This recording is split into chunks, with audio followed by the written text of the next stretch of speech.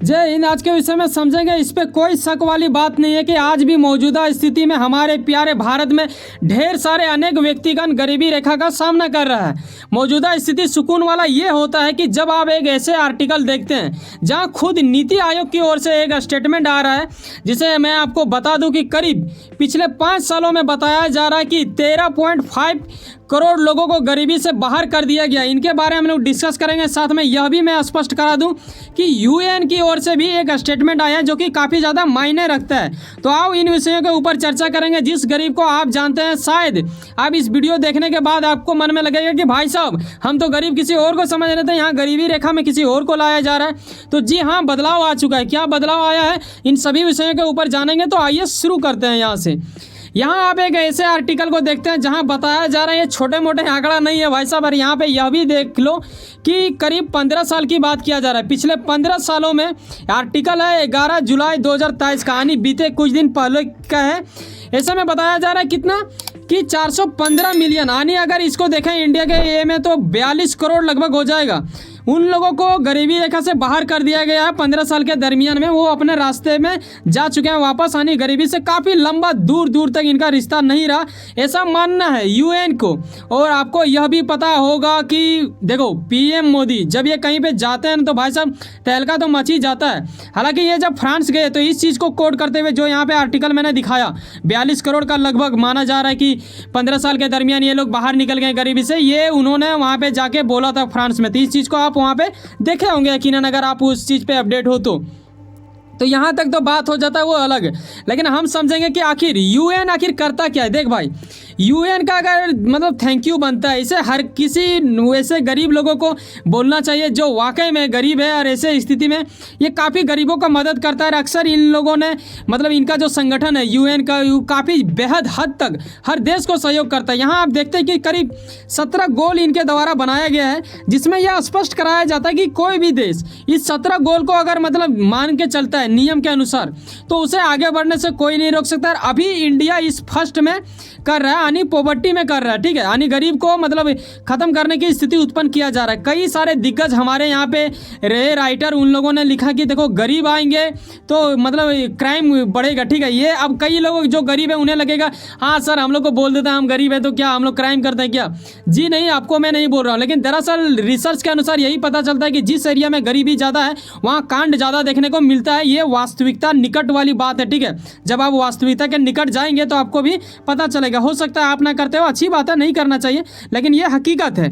आगे हम समझेंगे कि आखिर मामला क्या है। देखो बात यहाँ मैंने पीछे भी एक आर्टिकल दिखाया आपको, उसके माध्यम से यह बताया जा रहा है कि करीबन यहाँ बताया जा रहा है कि 13.5 करोड़ लोग, मतलब समझ रहे हो 13.5 करोड़ एक बड़ा आबादी माना जा रहा है। अरे 5 साल में, इसे कौन बता रहा है? नीति आयोग। इससे पहले 42 करोड़ वाला कौन बताया था? वो 15 साल का था। इस चीज़ पे मतलब भ्रम में मत होना, ये मैं 5 साल का बता रहा हूँ और पीछे जो बताया वो 15 साल का बता रहा था, जो कि यूएन की ओर से आया और ये नीति आयोग इंडिया का है। तो इंडिया बोल रहा है कि यहाँ पे एक लाइन आप देखिएगा, यहाँ पे मैंने लिखा है जिसे बोला जाता है। अब ये मल्टी डायमेंशनल क्या होता है इसके बारे में हमें समझना पड़ेगा कि आखिर इसका नाम ऐसा क्यों दिया गया। अरे ये पॉवर्टी के जगह पे गरीबी यहाँ पे लिखा गया है, लेकिन आगे जब आप देखोगे आर्टिकल में तो पॉवर्टी शब्द का यूज किया जा रहा है, ना कि पुअर शब्द का यूज किया जा रहा है। हालांकि इनका दोनों का मतलब एक ही निकलता है, लेकिन दोनों को एक तरह से देखोगे तो ये नहीं होता, दोनों में मकसद कुछ अलग अलग होता है। इन सभी विषयों के बारे हम लोग समझेंगे कि आखिर मल्टी डायमेंशनल क्या होता है, इसके बारे में हम लोग जानने की बेहद हद तक कोशिश करेंगे। यहाँ आप देखते हैं कि करीबन जब अगर परसेंटेज में देखा जाए तो ये बता रहे हैं कि 5 साल में करीब 10% हो चुका। हालांकि अभी 142 करोड़ आबादी हो चुका है, लेकिन इसके परसेंटेज पे मत जाना। बताया ये जा रहा है स्पष्ट कि 13.5 करोड़ का ही ये किया गया है, तो उस अनुसार आप 10% लगा सकते हो, क्योंकि आपको पता है कि भाई साहब यहाँ पे सर्वे वर्वे हो नहीं रहा है, आज भी आंकड़ा पीछे वाला ही चल रहा है हमारे देशों में। अब यहाँ नीति आयोग करते क्या है इनका मकसद और कैसे हम इन पे बिलीव करें या फिर ना करें, इन सभी विषयों के ऊपर हमें ध्यान देना पड़ेगा। अगर परसेंटेज की बात करें तो इनका कहना है कि 5 साल में, ये मैं आपको यह चीज़ स्पष्ट करा दूं ताकि आप ये चीज़ में भ्रम ना हो जाए। ये बताया जा रहा है 2019 से लेके 21 तक, ठीक है। 2019 से लेके 21 के बीच का जो ये है, मतलब 21 के बाद वाला अभी मत सोचना ना कि अभी रिसेंटली वाला डायरेक्टली 2023 में ये रिपोर्ट दे दे। जी नहीं, हमेशा जो रिपोर्ट आता है वो 1 6 महीना साल भर का पीछे का ही दिया जाता है। तो ऐसे में बता रहा है कि 24.85% पहले हुआ करता था, उससे गिरावट हो गया अभी 14.96% हो चुका है। तो ये एक अच्छी बात है, एक अच्छा मतलब देखा गया कि हाँ भाई वाकई में इंडिया में कुछ वैसा काम हो रहा है, तभी जाके ऐसा हो रहा है। अब आपके मन में एक सवाल आता होगा कि सर गरीब आखिर होते कौन है। देखो भाई साहब, गरीब आप उन्हें मानते हैं, ज़्यादातर कॉमन लोग वही उन्हीं को मानते हैं। हो सके कि संभावना है कि आप कॉमन मैन ना हो, आपका माइंड इतना हाई लेवल हो कि आप इस सभी को मतलब ये मात दें, ऐसी स्थिति आपके यहाँ पे जल्द से जल्द उत्पन्न हो जाए।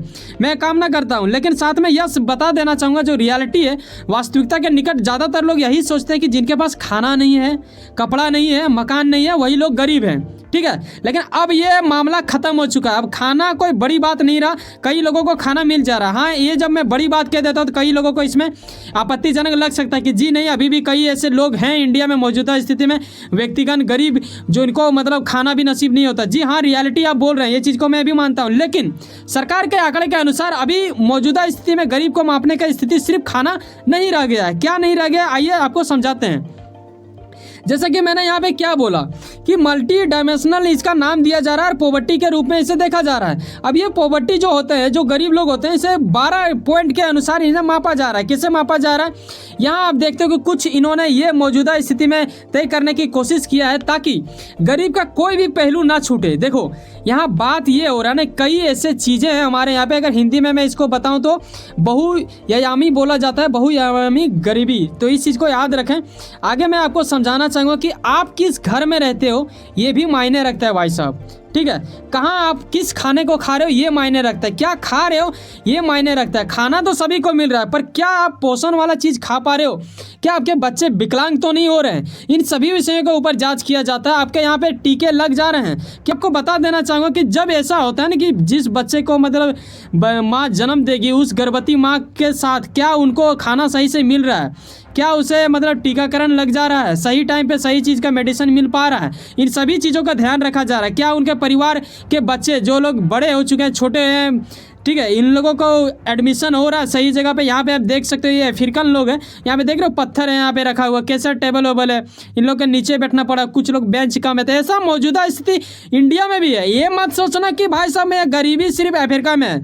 अफ्रीका और अमेरिका में ही ज़्यादातर देखा जाता है कि विश्व का 50% जो गरीबी है इधर ही आ जाता है। ठीक है, तो ये काफ़ी दुखनीय स्थिति होता है। हालांकि ये इस पे गवर्नमेंट काफ़ी ज़्यादा ध्यान देता है। एक चीज़ मैंने देखा है यार, मौजूदा स्थिति में जब मैंने आकलन किया, रिसर्च किया, तो कई ऐसे लोग होते हैं ना जिन्हें पता नहीं सरकारी, कई लोग क्लेम करते हैं कि सरकारी अस्पताल में कुछ मेडिसिन रहता नहीं।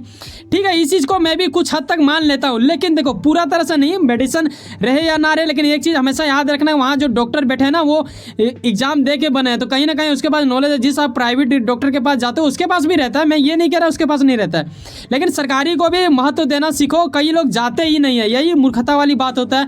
गाँव घरों शहरों में जब मेडिसिन दिया जाता है फ्री, तो उसको मतलब लोग इग्नोर करते हैं। तो इस चीज़ पे मैं चाहूँगा अगर आप समझदार व्यक्ति हैं तो उस चीज़ का पालन करें, वो भी काफ़ी बेहद अच्छा होता है, आपके हित के लिए ही बनाया जाता है। ऐसे में कई लोगों के घर परिवार नहीं है, तो इस सब 12 लिस्टों में शामिल किया जाता है। हालांकि यूएन की ओर से भी इसी प्रकार लिस्ट है, उसके पास 10 लिस्ट में ही शामिल किया जाता है, तब वो बताता है कि कौन देश गरीब है, कौन अमीर है, कितने लोग गरीब है, कितने नहीं है। तो हालांकि यह जरूर यकीनन ये चीज़ से अंदाज़ा लगाया जा रहा है कि इंडिया में काफ़ी ज़्यादा गरीब को हटाया जा रहा है, गरीब को बाहर निकाला जा रहा है। ये अच्छी बात है। यहाँ पे देख सकते झोपड़ी टाइप का घर बनने के बाद ऐसे भी स्थिति हो जाता है। ठीक है, वैसे सुनो ना, क्या आप गरीब है या फिर मिडिल क्लास है, तो आप हमें जरूर कमेंट में बताएं। कई सारे लोगों को ये भ्रम हो जाता है कि वो मिडिल क्लास में गरीब होते हैं, क्योंकि मैंने जिस चीज़ को देखा है उस चीज़ को मैं बोल रहा हूँ। अब ये नहीं कह रहा हूँ कि मैं आपको क्लेम नहीं कर रहा हूँ कि आप मिडिल क्लास नहीं हो, जी हाँ होते होंगे, लेकिन मिडिल क्लास के बारे में थोड़ा सा बता देना चाहूँगा कि करीब 5 से लेकर 30 लाख तक आपके पास होना चाहिए, मतलब इनकम, तभी जाके आप मिडिल क्लास के अंतर्गत आते हो। अब कई लोगों को ये लगेगा कि सर 5-10 साल तो मैं 5-10 लाख तो मैं कमा लेता हूँ, लेकिन भाई साहब आपके घर में अगर 5 लोग हैं तो 5 लोगों से डिवाइड करो, उसके बाद भी अगर 5 लाख से लेकर 30 लाख के दरमियान आपके पास बचता है तो आप खुद को मिडिल क्लास समझो, वरना आप खुद को गरीब समझो। ये वास्तविकता के निकट वाली बात है। वैसे सुनो ना कहीं आप कुछ ना कुछ काम करते होंगे, यकीनन अपने काम के प्रति काफ़ी ज़्यादा उम्मीद रखते होंगे, यकीनन आपका मेहनत आपका मंजिल बन के मिले। वैसे सुनो ना, सब्सक्राइब कर लो पावर ऑफ चांद सर, जुड़े रहो मुझसे, स्पीड को मत देखो, टाइम बचौती भी करना पड़ता है। चलो मिलते हैं किसी नेक्स्ट वीडियो में, हम रखेंगे आपको देश विदेश में जोड़ के। बाय, सब्सक्राइब जरूर कर लेना। एक वीडियो बनाने में काफ़ी ज़्यादा रिसर्च लगता है भाई साहब, जब 8-9-10 मिनट हमारे पास समय बिताते हैं तो आपका महत्व बनता है, आपका कर्तव्य बनता है कि एक सब्सक्राइब जो बिल्कुल फ्री होता है हमारे लिए बड़ा महत्वपूर्ण वाली बात रखता है, तो करके जाना। जय हिंद, जय भारत।